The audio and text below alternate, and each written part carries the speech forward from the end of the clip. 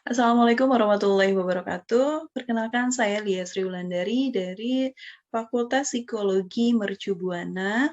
Kali ini saya akan membawakan presentasi sebagai tugas besar 2 Bahasa Indonesia yang berjudul Fenomena Penggunaan Bahasa Pergaulan di Indonesia. Oke, kita akan mulai dengan definisi bahasa. Bahasa itu apa sih? Dalam Kamus Besar Bahasa Indonesia, secara terminologi mengartikan bahwa bahasa sebagai sistem lambang bunyi yang arti bit rate yang digunakan oleh anggota suatu masyarakat untuk bekerja sama, berinteraksi, dan mengidentifikasi diri.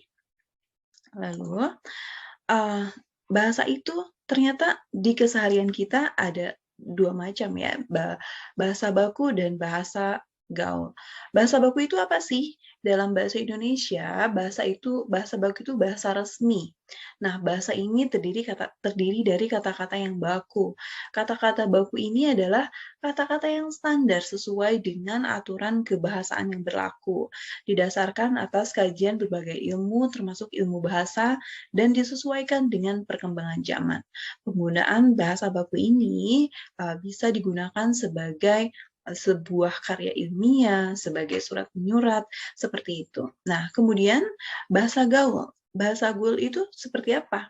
Bahasa gaul atau sering disebut dengan bahasa proken yang khas Indonesia dan jarang-jarang dijumpai di negara lain kecuali komunitas-komunitas Indonesia. Bahasa gaul dijadikan sebagai bahasa dalam pergaulan anak-anak remaja. Istilah ini muncul pada tahun 1980-an. Pada saat itu, bahasa gaul ini itu sebagai bahasanya para anak jalanan, disebabkan arti kata prokem sendiri dalam pergaulan sebagai preman. Namun seiring bertambahnya waktu, bahasa prokem yang tadinya hanya dipakai oleh preman atau anak jalanan, kemudian beralih fungsi menjadi bahasa gaul yang digunakan oleh anak-anak remaja, bahkan di usia dewasa pun masih banyak yang menggunakan. Lalu, apa sih fungsi bahasa itu? Nah, fungsi bahasa itu ada 4 macam. Yang pertama, bahasa ekspresif sebagai fungsi ekspresif. Nah, bahasa ini digunakan untuk mengekspresikan ide, gagasan, pengalaman. Nah, contohnya kita membuat suatu cerita, membuat suatu karya ilmiah, membuat satu karangan. Nah, itu merupakan fungsi bahasa secara ekspresif. Kemudian, fungsi yang kedua itu secara estetis. Estetis itu apa sih? Nah, bahasa digunakan sebagai media yang indah untuk menyampaikan pesan. Seperti kita membuat puisi, membuat karya pujangga. Nah, itu difungsikan sebagai estetis. Kemudian, fungsi yang ketiga yaitu informatif. Artinya, bahasa yang digunakan itu digunakan untuk menyampaikan informasi atau sesuatu kepada orang lain, seperti penyiar berita. Nah, itu bahasa digunakan untuk menyampaikan informasi, atau ketika kita berbicara kepada teman dan kita bercerita kepada teman pun, nah itu termasuk fungsi informatif dari bahasa. Kemudian, yang keempat adalah alat fungsional. Apa itu artinya? Artinya, bahasa dapat digunakan sebagai alat untuk mencapai tujuan tertentu, seperti ketika kita menyampaikan argumentasi atau menyampaikan sebuah iklan. Nah, itu merupakan fungsi bahasa sebagai alat fungsional. Oke, lanjut ke slide berikutnya, yaitu tentang pengaruh bahasa gaul terhadap bahasa Indonesia. Nah, di era globalisasi ini, penggunaan bahasa gaul itu semakin merajalela dan terus muncul bahasa gaul yang baru muncul terus. Nah ini justru membuat eksistensi bahasa Indonesia menjadi kian menurun. Penggunaan bahasa gaul ini membuat remaja sulit mengetahui bahasa Indonesia yang baik dan benar itu seperti apa. Nah, bahkan penggunaan bahasa yang terlalu sering membuat bahasa gaul nih ya membuat orang-orang tuh tidak sadar apakah bahasa yang digunakan itu bahasa yang baik atau benar atau bahasa gaul. Jadi Tidak jarang dalam acara formal pun banyak orang menggunakan bahasa gaul yang konteksnya tidak sengaja karena kurang pengetahuannya akan bahasa gaul dan bahasa Indonesia yang baik dan benar. Lalu, apa sih yang berpengaruh terhadap bahasa gaul ini? Ternyata media sosial itu mempengaruhi perkembangan bahasa gaul. Nah, terlihat dari struktur bahasa gaul bahwa media sangat berpengaruh terhadap penggunaan bahasa gaul, khususnya situs-situs di jaring sosial, media sosial ya.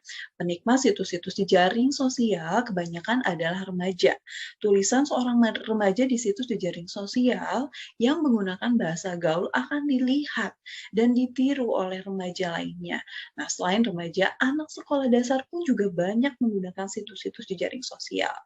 Berarti banyak juga anak sekolah dasar yang memberikan atau diajarkan secara tidak sengaja bahasa gaul. Nah, lalu dengan seperti itu, media sosial sangat berpengaruh terhadap perkembangan bahasa gaul. Kemudian, bagaimana cara mengatasi perkembangan bahasa gaul ini? Nah, yang pertama yang bisa kita lakukan adalah memberikan pengertian yang mendalam akan pentingnya berbahasa yang baik dan benar kepada anak-anak, terutama anak remaja, anak yang masih berada di sekolah dasar.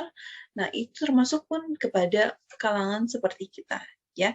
Jadi, memberikan pengertian akan pentingnya bahasa yang baik dan benar itu langkah pertama yang harus kita lakukan.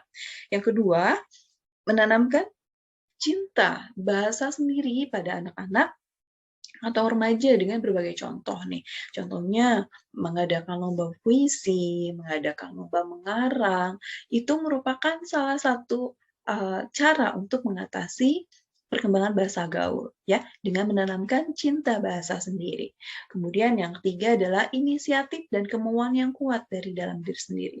Itu tentu sangat amat berpengaruh ya. Selain lingkungan, kemauan yang kuat dari dalam diri sendiri itu akan menjadi cara untuk mengatasi perkembangan bahasa gaul. Lalu, terakhir kita sampai pada kesimpulan. Jadi kesimpulannya adalah keberadaan bahasa gaul ini memang sangat mengganggu eksistensi bahasa Indonesia. Namun di sisi lain kita tidak bisa mencegahnya, apalagi di kalangan anak-anak dan remaja, karena perkembangan psikologi keduanya menuntut mereka agar diakui di masyarakat dan salah satunya dengan mengikuti tren bahasa gaul itu sendiri. Oleh karena itu, perkembangan bahasa gaul tidak dapat dicegah, tetapi dapat diminimalisir jika kita kembali meningkatkan eksistensi bahasa Indonesia itu sendiri. Baik, demikian presentasi kali ini dari saya. Mohon maaf apabila banyak kurangnya. Terima kasih Bapak atas waktu yang diberikan dan kesempatannya. Saya ucapkan terima kasih. Assalamualaikum warahmatullahi wabarakatuh.